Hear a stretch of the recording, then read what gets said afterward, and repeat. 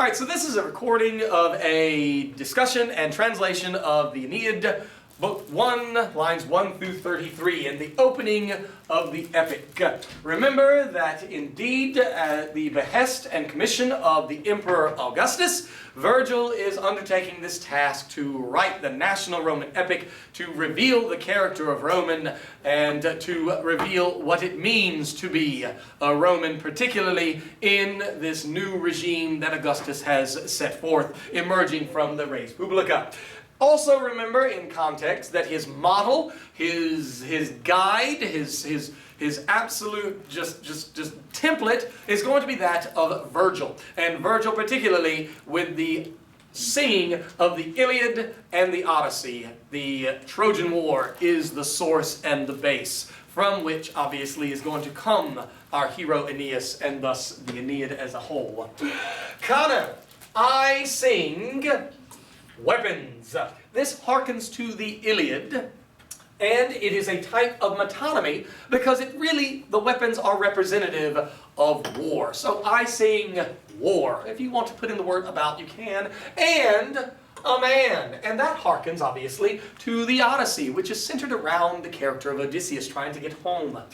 A man who, first, a fugitive by fate, came. And so our verb, venio venere, veni ventus, is came because of the nature of that long E. If it were short, venit, it would be he, she, or it comes, is coming, does come, and it would have, obviously, a present stem, a present junk in the middle, and a present ending. But here instead it is perfect. And who came, ab oris, from the shores of Troy, to Italy, in the accusative, que, and to the Lavinian shores. Both oris and litora mean shores, as it were. Ile, that guy, the man, the one who came from the shores of Troy, and then that guy. Note that he, Aeneas, is not being named by name. That is going to be delayed for about 80 some odd lines before we actually learn of him by name. That guy, having been thrown about, and the reason why I use the word about is that this is the frequentative of yakio, yakare, yeki, yaktus, to throw. You take the fourth principal part, which of course is yaktusa and you make a first conjugation verb, and it is then going to indicate the action over and over again. Thrown about, thrown repeatedly. And so here, the perfect passive participle of that frequentative, having been thrown about a lot, both on lands and on the deep. Very often you will find in the Aeneid lots and lots of different words that indeed are representative of the sea, and the deep is one of them. By the power, by the violence of the gods. Superorum is really what it is, but it is a syncopated form in which the OR has fallen out. On account of the mindful anger of savage Juno. A transferred epithet in that the anger itself is not mindful. The mindful one is more so Juno herself, who does not forget her insults and her slights, who therefore often in a bad temper, and deservedly so. Nevertheless, so we learn that obviously it is Juno's anger that is going to be driving all of this action. It is Juno's anger that is obviously going to try and be thwarting Aeneas at every single turn to prevent him, as we will learn later, of establishing the Latin race and thus have Rome to come to being one day. We continue. He, meaning that guy, having suffered from the deponent verb pati or pati possessum, a perfect passive looking participle, and also, having suffered many things, we are substantizing it. Obviously, that means that you take an adjective, you imply a noun that it modifies, turning the adjective essentially into a noun, and thus making it into what we know as a substantive. Many things, having suffered many things in war, until, dun can mean while, but especially with a subjunctive verb, which conderet is obviously subjunctive, present active infinitive with an ending makes an imperfect subjunctive, it is indeed going to have the translation of until. Until he could, would, should, might, may, one of those helping verbs in English that indicates subjunctivity, the city, and could, would, might, may, should bring his gods to Latium, from where the Latin type, Latin race, and the Alban fathers, because remember that the father city of Rome is Alba Longa, and the walls of high Rome, and then there's no verb, so we just imply one could come into being. And so it tells, obviously, of his suffering, and then what would happen that then comes along of course, establishing the city of Lavinium, bringing in his constellation and his culture, and so that then one day you could have the Latin race, you could have the city of Alba Longa and the Alban Fathers, and then obviously from Alba Longa comes Romulus and Remus to establish Rome itself. And so, we then continue on in line 8, in which we have the classic epic convention of invoking the muse, particularly Calliope of the 9 muses. Calliope is the muse in charge of epic poetry. And so therefore, O muse in the vocative case, call to mind, memoro memorare, this obviously is an imperative, the causes for me. Tell me the reason why he's suffering so much and all of the action going on. With ablative absolute, what divine power, numen numinis means divine power or divinity, having been harmed, perfect passive participle, lido lidere, or the queen of the gods. Again, deum is really deorum, but when you, of course, drop out that or, it is a syncopated form. You see the syncopation often as well with verbs in the perfect system of the V, sometimes of that perfect stem falling out. And so the queen of the gods, grieving what? And then we have the verb for the, of course, subject regina. Did she compel or impel a man marked by piety? This pietate is your ablative of specification, in which it is telling you the specific way in which the adjective is applicable. And so, marked, you could be marked with a birthmark. You could be marked with a black eye. You could be marked with kindness. And so, therefore, the pietate, giving you that word pietas, that sense of duty that one has to one's gods, one's country, one's family, is indeed what he specifically is marked with. She, the queen of the gods, grieving what? Did she compel that man, marked with piety, to roll so many disasters, downfalls? Again, what you can do is take a verb, kado, kadere, kikiri, kasus, and turn it into a fourth declension noun. Kasus, kasus becomes a downfall, a catastrophe, a misfortune. To go through, to undergo, if you would like, so many labors. He then ends the first 11 lines with that question, erat or sunt, implied, we have an ellipsis here, are the angers for the celestial minds, i.e. the minds of the gods, are their angers tantai ne? Asking that question, are they so great?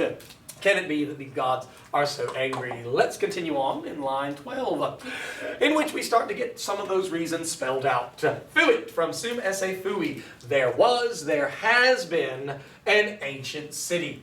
Tyrian colonists, and that is not an infinitive, but the alternate ending, e isti it, imis istis erunt ere. You can tell because of that perfect stem that features the U of V-sucks, those letters that often appear.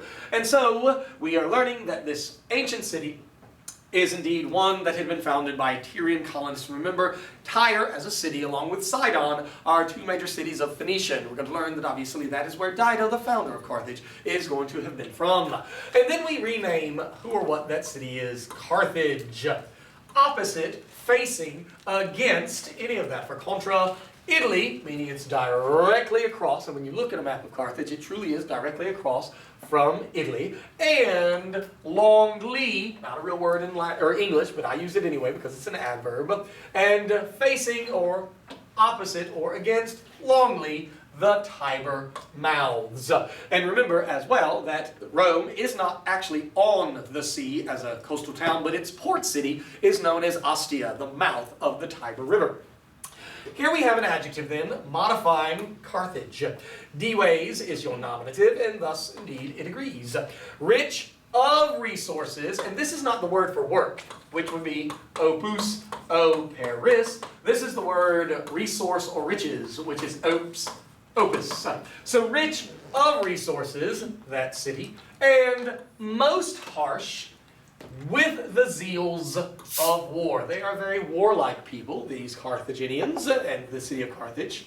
The city, quam unam, which alone Juno passively is said. In poetry, and you'll often find in the Aeneid, pharaoh, fairy, tuli latus is going to have the meaning of not just bring or carry, but also that of to say. So which alone city Juno is said to have cultivated, to have cherished, to have been all about. But cultivate is great.